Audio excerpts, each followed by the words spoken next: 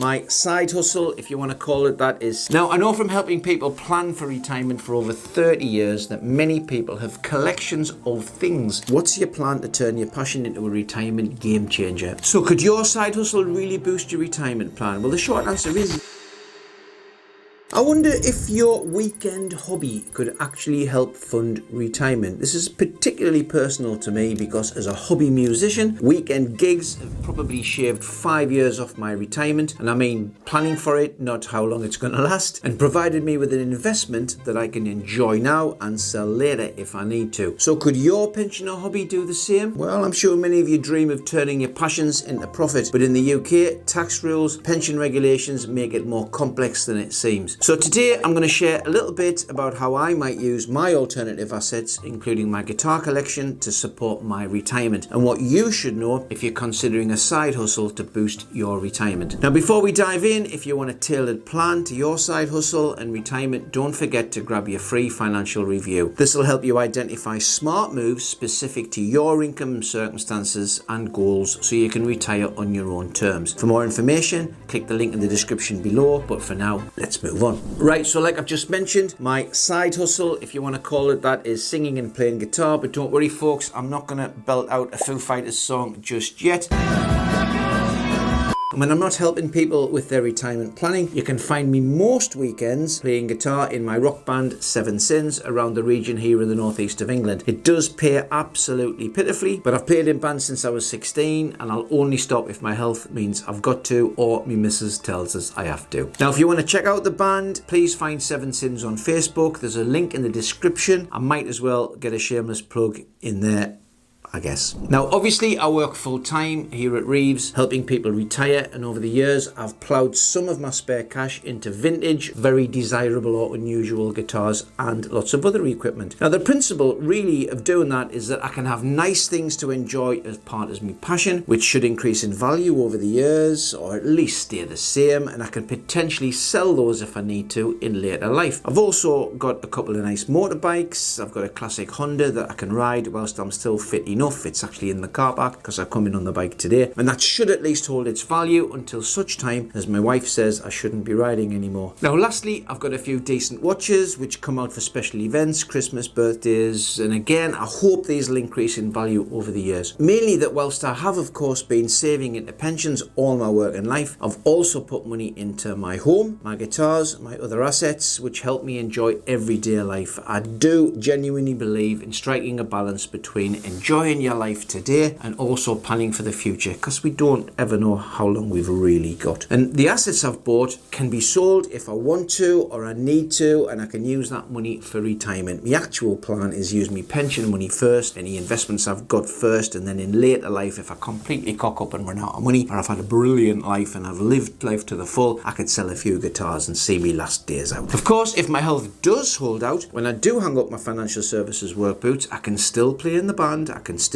earn a bit of pocket money. And I should also mention I've got a VW camper van, Roxy. She is definitely not an investment and it costs an arm and a leg to keep on the road, but hey, it swings and roundabouts, right folks? Now, if you're a fellow VW camper owner, let me know in the comments what has fallen off yours recently. It's bound to be something. It was fuel tank for me not so long ago. Anyway, move on. Now, I know from helping people plan for retirement for over 30 years that many people have collections of things. Might be medals, might be stamps, might be coins, musical equipment, classic cars. We come across that quite a bit. Riverboats I often come across, funnily enough. Watches, most definitely. Quite a few people have some nice watches, whatever it may be. And of course, some of you enjoy arts and crafts as well. You might like to make things, you might sell them. Lots of people enjoy their gardens and designing things, and they turn those hobbies into real money. It's totally normal and often forgotten about to use what we have done and what we've learned during our working lives to help us into and throughout retirement. I actually know quite a few people who've started to write books. Can you believe it? You don't have time when you're at work, but suddenly you think, I've retired, I'm going to write a book. And why not? So just continue to do the things that you love and keep you happy is my message there. Now, retirement planning in 2025, it isn't just about traditional savings or investments. Of course, they're important, but we do all need to take a broader view. For example, a lot of folks plow money into buying the very best home they can afford or extensions on their homes, knowing full well that they can cash in on that investment in later life if they want to or need to by downsizing or maybe equity release. More and more people are looking at their hobbies or general skill sets to accelerate their retirement plans or top up pension income in retirement if they end up a wee bit short. So Fred's story is loosely based on my experiences. So he loves playing guitar. He's performed at gigs at weekends since he was 18. For the vast majority of that, and he's 57 now, sounds very much like me. The income he earned went towards buying and maintaining the band's old Mercedes van, equipment, and of course raising a family, which does cost a lot of money. Now in the last 15 years, since his daughters became self-sufficient and having been divorced twice, his extra income of about 250 quid a month after tax has been getting saved, turning a modest side hustle into a serious retirement boost. And this isn't about quick riches, but steady, smart saving. On top of that, as he's also been working full-time, he's used some of his surplus income and actually some of his pension tax-free cash to buy some nice old vintage guitars to create an alternative investment strategy. And that serves two purposes: enjoy it now, sell and spend later. Now, if your side hustle brings in extra income, it could really move the needle on your retirement savings if you use it wisely. But here's the question: how does declaring that income affect your taxes and pension contributions? Well, in the UK, if you make more than £1,000 in gross income in a year from your side hustle, you're required to declare that income. Either registering as self-employed with HMRC or completing a self-assessment form works. Fred, who I'll use as an example here, was employed for most of his career, but was also filing a self-assessment return for many years. And when you declare your earnings, you can deduct business-related expenses to lower the tax you pay. Fred can deduct allowable costs like guitar strings, travel expenses to and from gigs, rehearsal fees, and wear and tear on vehicles that are used for that work. And if you've got a dedicated room in your house used for your business, you can also claim a portion of your household bills. And these deductions reduce your taxable profit, which in turn lowers the income tax you have to pay. And lastly, there is something called depreciation. Now, HMRC acknowledges that equipment generally decreases in value over the years, and as such, a good accountant can offset some of that wear and tear against any profit made. One of the biggest benefits of this official structure is that it allows you to make pension contributions based on your declared earnings and receive tax relief accordingly. And this is huge because you don't want to risk paying more tax than necessary or miss out on valuable tax relief. Now, keeping good, organised records is absolutely essential, whether it's receipts for new equipment or travel logs to note your mileage, all of the MOT costs that you pay, repair costs when bits of your van drop off. Having these on hand means you can maximise your allowable expenses and reduce your taxable profit. Now, it's all pretty complicated for most people and can be quite time consuming, so it's generally sensible to have a professional advisor to check over your numbers and submit the return on your behalf. And for a really simple tax return, whether you've got a main employment, whether you do a little bit of self-employed work such as Fred, you might have a couple of buy-to-lets, you've got to deal with that. It should only be between say 200 quid and 400 pound for an accountant to do that work and submit your return on your behalf. And having them check it over is sometimes something HMRC thinks, well, they're obviously doing it properly. But what if your income isn't steady? Many side hustlers face fluctuations, making it harder to plan consistent savings. Now, can you still build a pension effectively with irregular income? Now, you don't have to contribute monthly to your pension. You can, of course, if you want, but you don't have to. One of the great flexibilities with modern pensions is that you can make lump sum contributions whenever you have the money available. Now, my income from music can vary. Some months I might earn more, others less. I don't like to work in July and August, for example, because I go away in my camper van. But we do gig more in the winter and autumn than we do in the summer and spring. Now, if you're similar, you could save up as you go into an ISA, for example, then once a year, make a contribution to your pension, preferably before the